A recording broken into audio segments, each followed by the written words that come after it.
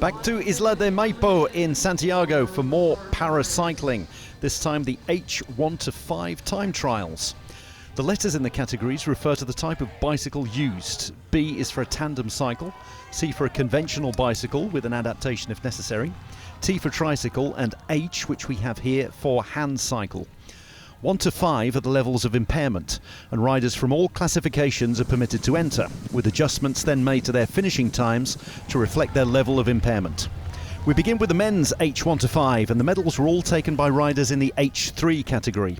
Brandon Lyons here of the USA won silver 4 years ago, and he repeated that feat today.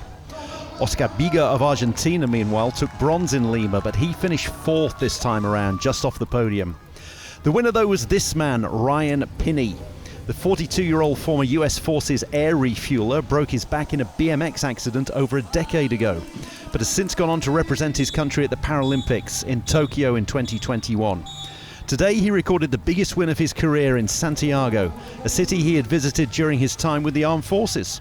He finished 20 seconds clear of fellow American Lions, with Charles Moreau of Canada in 3rd. It was an all-North American podium, therefore, with gold and silver for the USA and bronze for Canada.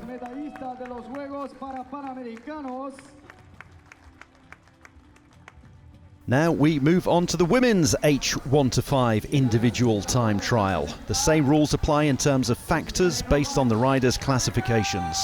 6 riders entered the event, 1 from Argentina, 2 from USA and 3 from Brazil. One of those was Jadi Martins, and she was the fastest around the 1 lap, covering the 10.8 kilometers in 18 minutes, 15.15 seconds. Barely a second slower than the Brazilian, though, was this woman, Catarina Brim. The 24-year-old from Lowell, Michigan, is an H2 athlete, which is the second highest level of impairment, and yet she was quicker than all but one of the rest of the field, regardless of their categories.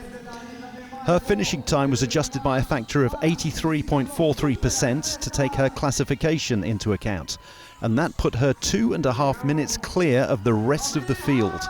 An incredible margin of victory over just 1 lap. This was an amazing result for Brim, considering that she had been out of action for a year and only just returned to competition. She will certainly be a force to be reckoned with at the Paralympics next year, not to mention in the mixed road race for H1 and H2 riders that she'll be competing in next week, as she's the class of the field in the H2 category. There are the final results, with the factoring taken into account. Gold and bronze for USA, therefore, with Jenna Rollman finishing 3rd. And silver for Brazil. And delight from all 3 of them.